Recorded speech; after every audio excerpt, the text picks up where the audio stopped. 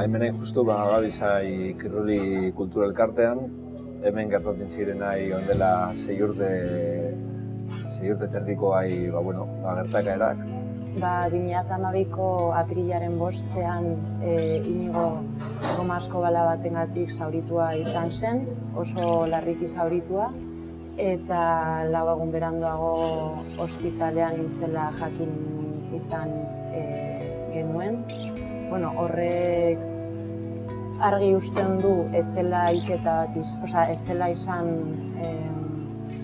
aksidente bat edo, izan zela hilketa bat, homizidio bat izan zela, eta kezkatzen gaituen ideia bat da, egun horretan Atletikeko partidua zegoela eta berez edozen izan zitekela biktima, ez? Argi dago ertzainen esan duten iritzian eta fokusa jartzen dutela hemen istilurik zegoela, herriko taberna da, betiko lez, dago nahi erlazioa, zogon erlazioa eta pizkatai, nola batez, justifikazioren bat ari bilatzen ez da.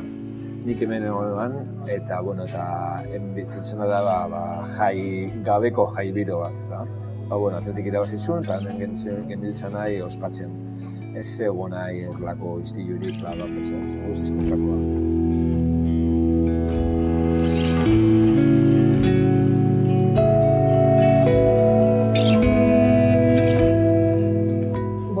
Epaiketa eman baino arinago, edo prozesua hasi baino arinago, 4 puntu oso garrantzitsu eskatzea pentsatu genuen, zeinak edo zeinek onartuko zituen egia esan, eta horiek ziren egun horretan gertatu zenaren aitortza, justizia, Inigorentzat, bere familiarentzat, gizarte guztiarentzat, azkenean gertatu zena argitu beharra zegoen, gero familiari kalte ordaina, eta gero azkenik eta guztiontzako honorarako zena berriz ere hau ez errepikatzearen ideia, ez? Ideia horiekin heldu ginen epaiketaren hasierara,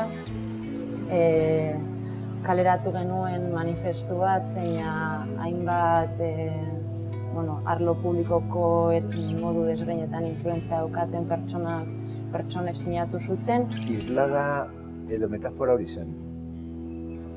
Hau da, ez bakarrik kalego jendeak laguntzen gaitu, basik eta jende segurantzu honek, bai, gu gau.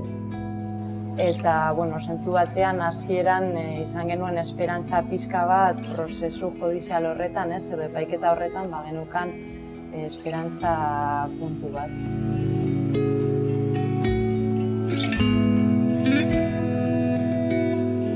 Eta, lehenengo asteetan zehar entzun izan genituen testigo guztien,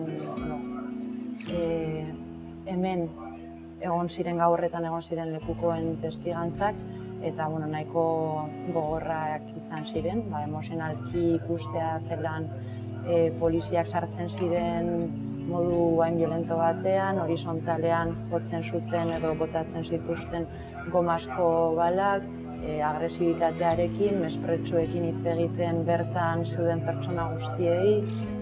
Orduan, epaiketan ikusi izan dugu, edo irudia eman nahi izan dutena izan da desastre bat izan dela dena, egun horretan gertatutakoa ez dagoela inon, eta ezin dutela lortu, ez? Frogak izkutatu izan dituzte, gezurretan aritu dira oso modu argi batean, eta azkenean eman nahi izan dute hori desastre bat zenaren irudia, baina guk bakigu egun horretan gertatu zena, azkenean impunitate osoz jokatzen zutela pentsatuz gertatu zela. Azkenean sartzen gara egiten dugu nahi duguna eta gero guk ez dugu kontsekuentziarik izango, eta bide honetatik epaiketan ikusi izan duguna hori ere izan daiteke, emoten du hori babes guztia izan dutela eremu desberdinetan. Azkenengo egunetan entzun izan genuen fiskaltzak absoluzioa eskatu duela. Manu eta Fina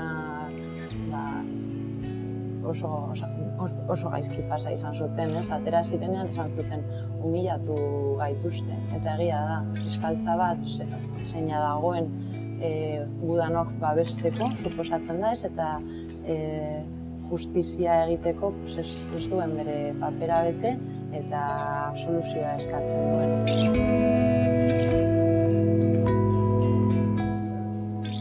Benetan esan da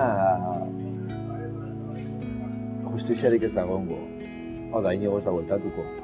Egin duten min psikologikoa hori ordaintezina da. Nola begiratuko diogu ertzainari, Inigoren kasuaren ondoren, erantzule batzuk ez baldin badaude kondenatuta eta espetxean. Beraien seme bat izango balitz. Zer gertatuko zen? Ez dut uste horrelakorik bizi izango zuten. Niretzako oso garrantzitsua izan da, eta Manu eta Finak ere batzutan aipatu izan dute ez, jendeak eskaini duen babesa eta beti horraiekin eta haiek babesten egotea.